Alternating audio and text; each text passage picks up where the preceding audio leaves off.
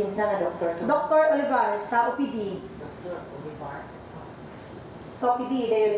Then mo din to, pagka kuan, then insist ko sa akong bana ni anak ko nga, nganong ako, kung mapasitive hindi ako ni bata, kay grabe, ang ilan sa ko anak, walay, minom, sige, laga 39 point. Mo 40 na gani siya, so 40 man ako anak, well, na kami sa OPD, ning dagan ni sa ER, kanang emergency room diya sa Donya, ning dagan ni, pagsunod ako ito, dahil duha ka nurse, na-encounter na ko, anak kayo, nabungsaman mo dire. Underestimate kayo, di ba? Ginikanan namin, kami pa'y nabalaka, kami pa'y gingon anak. Nabungsaman mo dire. Di ba? Gitudlo kami, di ba? Kamu tong naa sa OPD? Yes, sir. Kami tong naa sa OPD. Pwede ma-mention kinsa man to nga nurse? Wala ko kaila, pero work ka na siya naka-strike. Basta, ikaw to sa. Unsay ngalan mo, sir? Wilfredo Ilanan. Oh, yes, sir. Ito. Ano siya, istorya-istoryahan yung pedya, which is si Dr. Mier. Dahil gi-explain namin ni Dr. Mier, ni ano siya nga, kanang, dili lagi daw dawaton ang akong anak, wala pa 24 hours. Which is, ang laboratory sa akong anak, dili daw accurate ang result. Niya na siya. Dahil basin daw, ang hatag nga tambal dosage sa mong anak is gamay ra. So, mo to gipunan og 2 ml, kasi dili daw kung sa mo to, ginikanan namin kay tidyagod siya, nintara mo sa iya. Ningulik mi sa mua, mga alas 3 na to kape, ningulik mi sa mua, hindi pa ilan ako akong anak. So wala pa ko siya alipyo, wala minor-minor ang iyang hilanat. Dayon, pag nilakaw man niyang papa, pagka 11, 20, gibit-bit na ko kung anak, imo tala na. Kanang tala na, i-admit na nato nitong anak. Siya nga, usahin siya sa kong bana.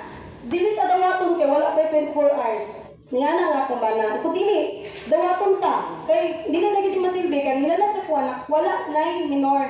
Tag wala day ubos gyud as in tag-as ki siya gilanat. Dayon mo din to, pag-abot na mo diya sa emergency sa ER. Niya ko sana. Niya ko i-admit na gid niya akong anak.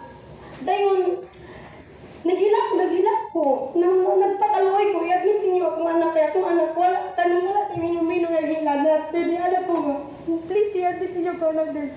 Nato isa ka nurse nga. Nalaway siya niya na siya nga. Kaya sige, i-admit na to. Pero sa iyo sa doktor, ay kating ni doktor niya nga siya nga. Ay katumalikan niya, magpa-admit, wala pa 10 hours with matching katawa. Wala, grabe kita mong experience. Lain kayo ba? Kato maning ganyan rin.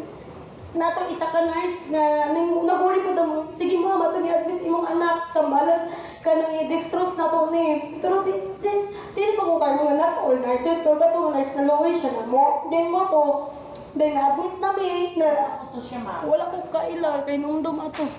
Sa ER. O sa ER, kauban siya ni ma'am ni nurse Hatagi.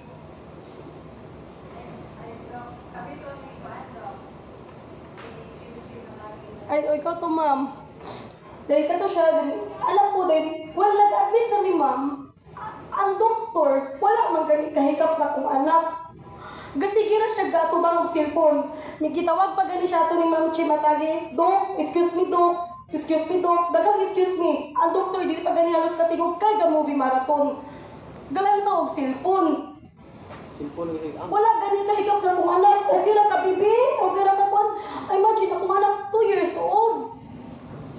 Then mo to, pagkapan, abot na may, diyan na may giyakon sa ilang bago nga building, giyagit na may diya. So, ako, wala jud ko'y tulog ato. Gawari jud ko sa akong anak. Kaya, Kadit lang, ma'am, ha. Balik ka naman. So, dito sa ER, dayon, i-admit na pa inon. So, ang nahitabo ito, yung hingon, wala makita, wala ikita sa doktor. wala hikapa. Wala ikap. Wala hikapa kay gatubang cellphone. Ang nurse, Wala. Ikaw to lang nagtawag og flu dextrose sa akong anak. pero gi-check nila po na utro. Oh, gi-check nila og temperature. O sige, yung 38.5 akong anak ato. Kaya syempre, gikan na may gabiyahe. Kaya siya, 38.5 man lagi yan. Gasuka man akong anak. Gasuka pa siya, anak, ang ipa-admit na mo. Gasuka lagi ni, gasuka. Wala. Kaya siya nga, kanang, di naman grabe ang hilanat sa imong anak. Kaya 38.5 bro Yung sa ako, 39 bayan na siya, nakabaya ko yung temp. Kaya gatos lang pa ma'am, nagpapabayan ako, ganyan sa rabe, ako ng anak. Kaya palayo ka. Then mo to, pagka, dito namin sa ospital, sa bagong nga building, dito namin. Then ako anak ka to, wala diya ko yung alibyo, wala siya tambal yung gihatag. So mo to, akong bana, akong gisugo dito. Ito na lang.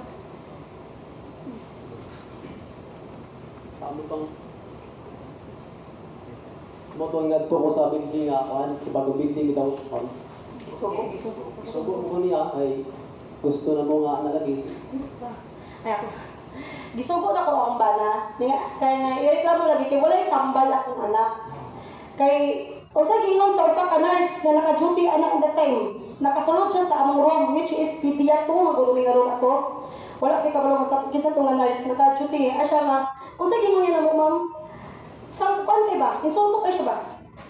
Yan ang she insulted us, Jud. Grabe, anak din siya. Nakapas na mo ihi. Di ko alam nagdugo. Ma'am, unsa ba? Hanaw na mo, kadi mo mga professional worker. So, kamoy yan, ipangtana. Oh, kami ang gipangutana. Oh, sa pidya to, sa bagong building na, ma'am. Nga ang nurse dire. Wala ko kabalo, wala ko kalimot atong kuan na. Wala ko kakon sa dagway. Nga sa gawas.